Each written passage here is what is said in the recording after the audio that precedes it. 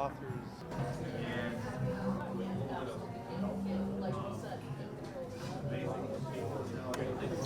Hi Joe, how you doing? Fine, thank you. Nice to see you. What's this table all about? Okay, this is a table from my publishing company, Rostrum Publishing. All right. The key to fame for me is that every book I publish, I've edited. Okay. I will not publish a book that I don't edit Okay. because I want my books to look like they came out of a New York publishing house. Right on. Even though it doesn't say New York, it says Nashua, New Hampshire.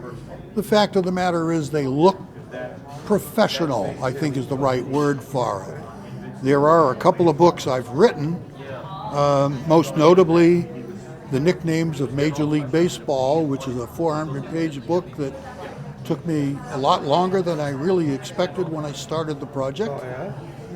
And Talk a little bit more about it. Sure, it has every person with a nickname who ever played Major League Baseball. Okay. I didn't put in those that have a nickname of Dick because their name is Richard, or John because their name is James, that sort of thing. Yeah. But every name other than that that's a nickname is in there. The most popular of, I can't even remember the most popular. I think Lefty is the most popular. Okay, that's true. But That makes sense. my come on is, if I ask you, who do you think of if I say Babe? Well, Ruth. Ruth, of Yeah. course. Everybody's answer is Ruth. But there were 32 other Babes who played Major League Baseball. That's interesting. They're all in the book, and it's cross-referenced. The front section is by name. The back section is by nickname. So you can get every single one of them. Oh, that's excellent. If I know who they played for, that's in there. If I know how they got the nickname, that might be in there. Lefty is not in there as why I got it. Everybody knows Lefty's there because the person is undoubtedly a pitcher and undoubtedly with a left-handed pitcher. Right. I don't put in that explanation. I don't think I need to. Right on. So, All right, what other books you got? I see there's a Dave Maynard. I remember Dave Maynard. yes, if you remember Dave Maynard, you're giving away your age. You know that, right? True. True, for sure. Dave wrote the first draft and finished it, I think it was 9 days before he died. Wow. He was living in Florida, and a neighbor of his is someone I know from up here, and she was running for office, stopped in for a 2-second visit to have him sign nomination papers, and stayed for 3 hours. Wow. And from that came the idea of a book. Lo and behold, the Dave Maynard Spin has the famous people he's interviewed, some of the funnier stories he's had, some of the quirky things he's done. He was the first broadcaster, or the first person actually, who was allowed to visit China, and the first who was allowed to visit, I think it was Japan. And he did that for Crimson Travel, if you remember them. Right. I don't know if they're still in business, to tell you the truth. I don't think they are. But he was their spokesperson and ended up going on all the trips because of that. Wow, that's great. So he's had that kind of a background forever. For sure. How did you get possession of that book or whatever? The woman who helped him write it Yeah. is a woman by the name of Suzanne Franks, who lived in Nashua until she retired to Florida. She is someone I knew up here. She was on the school committee. We were active at the time in things like that. We didn't serve on the school committee.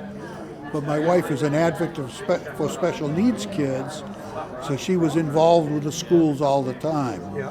So it's somebody I knew, and she called and asked me if I could do it.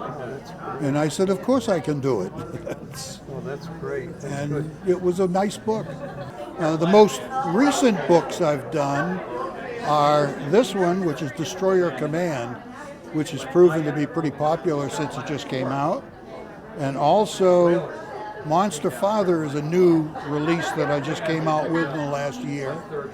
That's about a young lady who was raped and abused by a family member when she was younger. That's really tough. Right, right. But she spent the time to put that together, and I did the editing on that. Very good. I have some authors who have written multiple books, like Mike Johnson wrote 2 in the Lawless, what he calls the Lawless series, and Bernie Ziegner, who wrote 1, 5, or 6, and probably has more in the basket of different kinds of all mysteries, that kind of thing. I also do a daily email feature That's good. called Today in Baseball History, All right. which gives you every member of the Hall of Fame, the day he was born, the day he died, the day he was elected, the day he was inducted, and anything spectacular that he did. Very good. Some of the stories are downright funny, some of them are sad. Just record setting. I try to get all the record setting in there. And that goes out every single day of the year, including leap year, 366 days a year, at 8 o'clock approximately Eastern Time, to a mailing list that's all over the country. It's an email feature, and everybody seems to like it. Very good. Now, what about these on this other side? There's Windcastle and The Teacher Within the Coat. Okay, Windcastle is a large print edition of a book that I did not publish the regular size print on it, Right. but I did do the large I print. get you. Right. And it's a fantasy novel, which is very interesting if you read it, because it's about things that obviously can't happen. Okay, like rock that grows, Okay. trees that are alive, Yeah. all kinds of wild animals that don't exist. Very interesting story. I'll tell you, it shows an author who has a vivid imagination. Right on. Very good. Now, the one next to it that you're looking at Yep. is actually written as a textbook. It uses a high school hockey team to teach coaching and the principles of coaching for any sport, because it's dealing with the personalities, Yep. not the actual hockey. It's using a high school hockey team to illustrate the various things that happen Right on. and how you should approach them and that sort of thing. It was written by a professor at Salem State, and he called me. I did the editing and put it together, and lo and behold, this textbook is there. All right. So I don't want to take too much of your time, but now, since you're a publisher, tell me a little bit about publishing Oh boy. and the goods and the bads about it. Okay, the goods and the bads. The good is that when you deal with someone like me, the editing is the important thing. Yeah. I do it slowly and painstakingly, hopefully with a minimum of errors, if any.